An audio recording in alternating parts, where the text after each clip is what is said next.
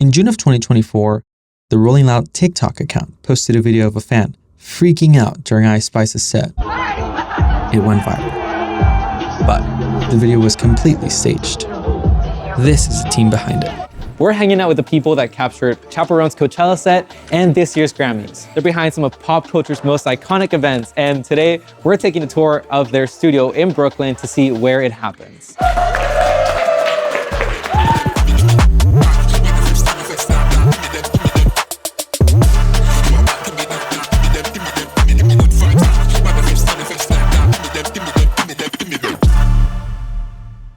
As much as we want to be a new wave, collaborative environment, we still gotta have desks and computers and work. So this is where the magic all happens. They have been on the ground all week doing stuff at F1 and the Met Gala. So I shot Lizzo. It was crazy. I was just doing behind the scenes video and photo work. And before she left for the Met Gala, her dress was beautiful. She looks gorgeous.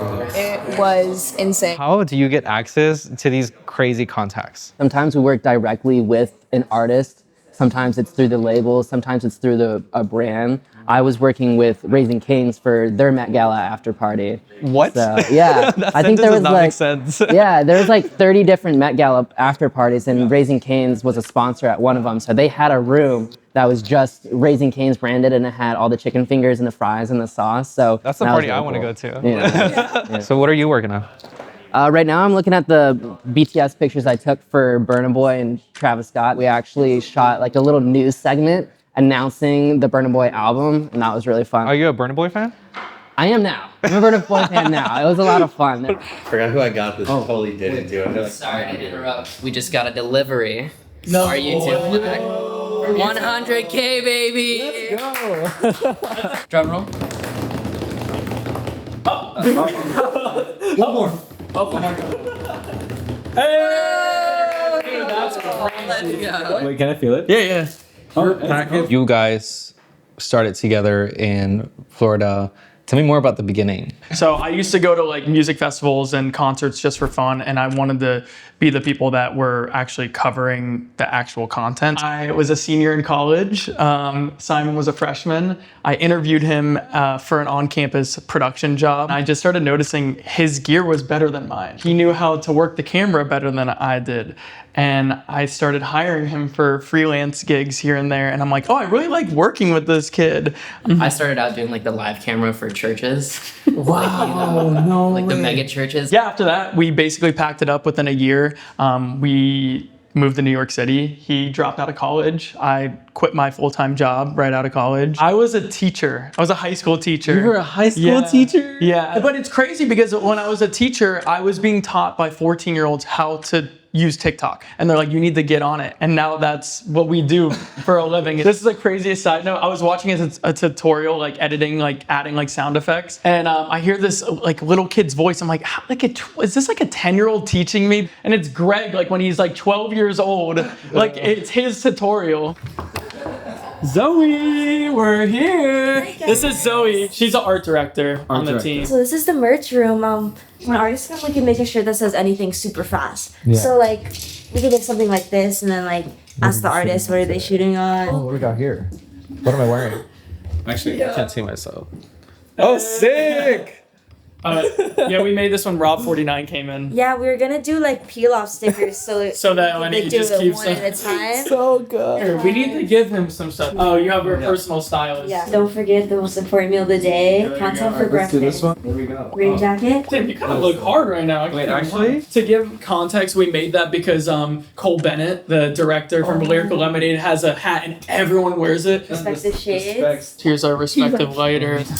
This is our election pin. When the election hit. This one's cool, because you guys shot at the DNC, right? Yeah. Wait, so tell me about that experience. I went with Don Lemon. We did a road trip from New York to Chicago. DNC was insane. Everyone's wearing pins, but it was really a cool experience. How did you get invited to the DNC? I got a crazy text at the end of July of my friend saying, do you want to work with Don Lemon? The next day, I was sitting in a Mexican restaurant in Midtown with Don Lemon, telling him how we're going to blow him up on socials. He was like, well, like, what does this kid know? And we've gained him over 3.5 million followers across the board. And that's not all us. He's a fantastic talent. I love this TikTok. We've known her like even before she popped off. Like we were supposed to film something with her backstage. Everything was shut down. They did not want anything. And that's just how it works. Like when these artists start to pop off, they don't want anyone around them because one dumb video or something that maybe they can't control. Yeah. Hence this Doechii situation at the Met Galas. They don't want anything like that that could make their artists look bad. And Simon and I are in the pit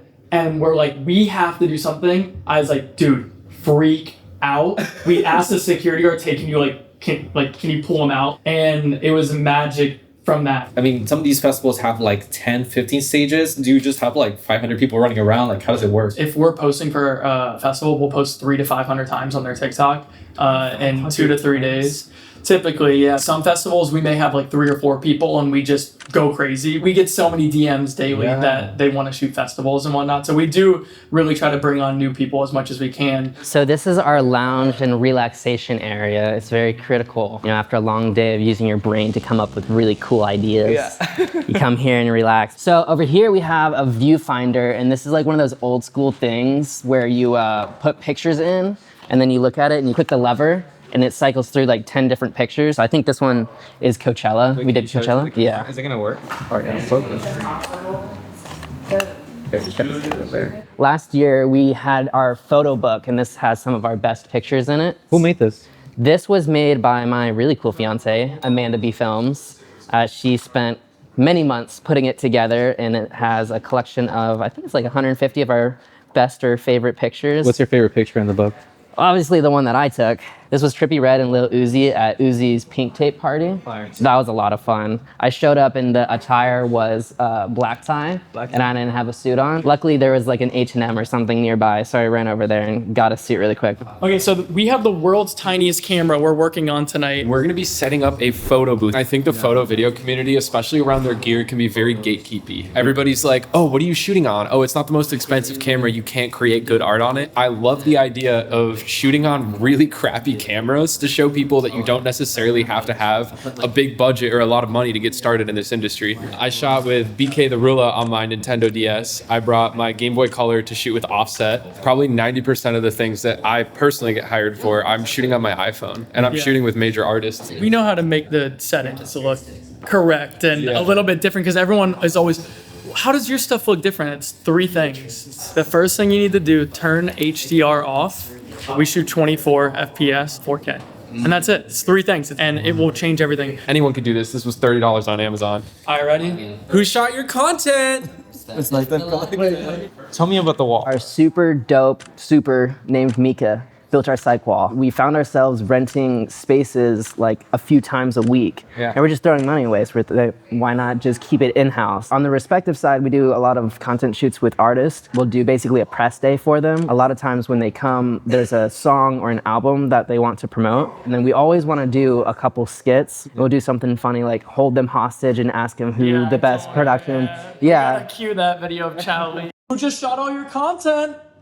Respected collectives. Who is the best media agency? You guys.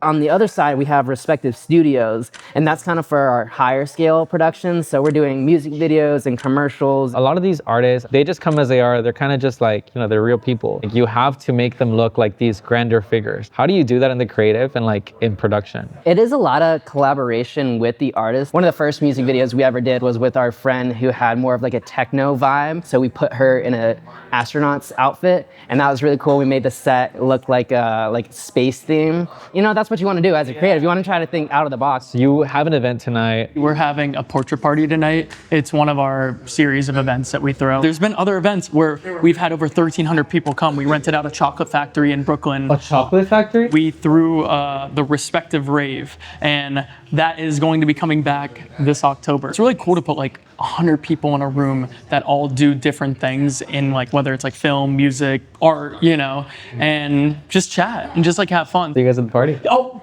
dude, come on.